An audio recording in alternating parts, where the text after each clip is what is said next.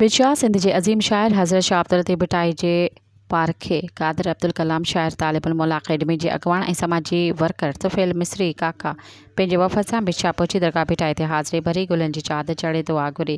जंहिं बाद लतीफ़ के पारखे तुफ़ैल मिस्री काका दरगाह भिटाई के अङणे में ऐं मक़ामी सहाफ़ियुनि सां ॻाल्हाईंदे चयो त अॼु सिंध जे अज़ीम सूफ़ी दरवेश शाइर हज़रत शाह अब्दुल लतीफ़ भिटाई रहमतुल्लाह अलैह जिन जे 282 उर्स मुबारक जो मौक़ो आहे। इन मौक़े ते आऊं लतीफ़ साईं खे ख़राज अक़ीदत थो पेश करियां। शाह साईं पंहिंजी शाइरी जे ज़रिए इंसान ज़ात खे मोहब्बत अमन ऐं भाईचारे जो पैगाम ॾिनो आहे।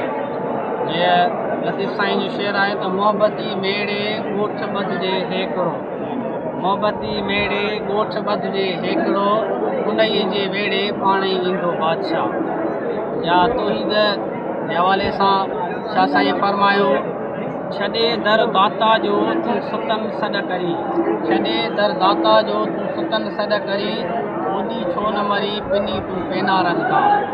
वरी किथे मौला हुसैन जे शान में फरमायो, सिर ढूंढिया धड़ न लहां, सिर ढूंढिया धड़ न लहां, धड़ ढूंढिया सिर न आहे, हथ कारायूं आङुरियूं ॿिया कटजी आहिनि, वहदत जे विहाए जे विया से वधिया।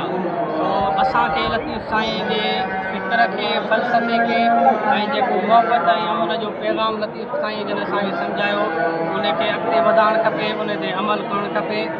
ऐं आऊं लतीफ़ साईं जे चाहींदड़नि ऐं मोहबत कंदड़नि खे इहो पैगाम ॾींदुसि त लतीफ़ साईं जे फ़िक्र ऐं फ़लसफ़े खे असीं सम्झूं ऐं उनखे अॻिते वधायूं, मोहबत अमन ऐं भाईचारे सां रहूं। सब्सक्राइब कयो अवामी न्यूज़ HD खे ऐं ताज़ा तरीन ख़बरुनि लाइ ॾिसंदा रहो अवामी न्यूज़ HD।